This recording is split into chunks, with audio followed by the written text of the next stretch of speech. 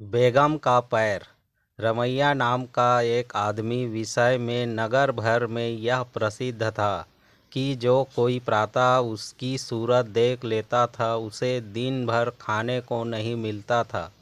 इसलिए सुबह सुबह कोई उसके सामने आना पसंद नहीं करता था।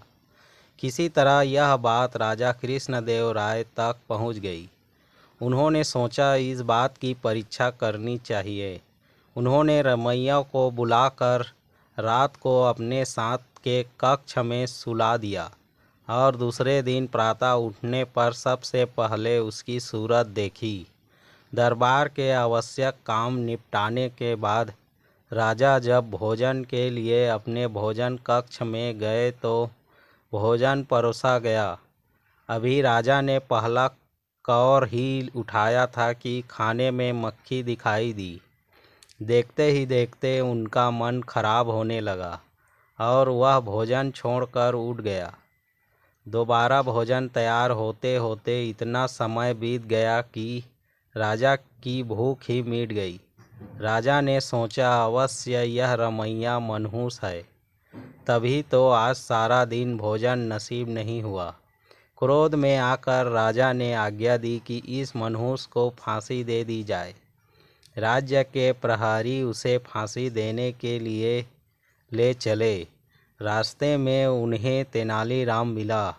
उसने पूछा तो रमैया ने उसे सारी बात का सुनाई। तेनालीराम ने उसे धीरज बधाया और उसके कान में कहा, तुम्हें फांसी देने से पहले ये तुम्हारी अंतिम इच्छा पूछेंगे। तुम कहना, मैं चाहता हूँ कि मैं जनता के सामने जाकर कहूँ कि मेरी सूरत देखकर तो खाना नहीं मिलता, पर जो सवेरे सवेरे महाराज की सूरत देख लेता है उसे तो अपने प्राण गंवाने पड़ते हैं। यह समझाकर तेनालीराम चला गया। फांसी देने से पहले प्रहरियों ने रमैया से पूछा, तुम्हारी अंतिम इच्छा क्या है? रमैया ने वही कह दिया जो तेनालीराम ने समझाया था। प्रहरी उसकी अनोखी इच्छा सुनकर चकित रह गए। उन्होंने रमैया की अंतिम इच्छा राजा को बताई। सुनकर राजा सन्न पड़ रहा।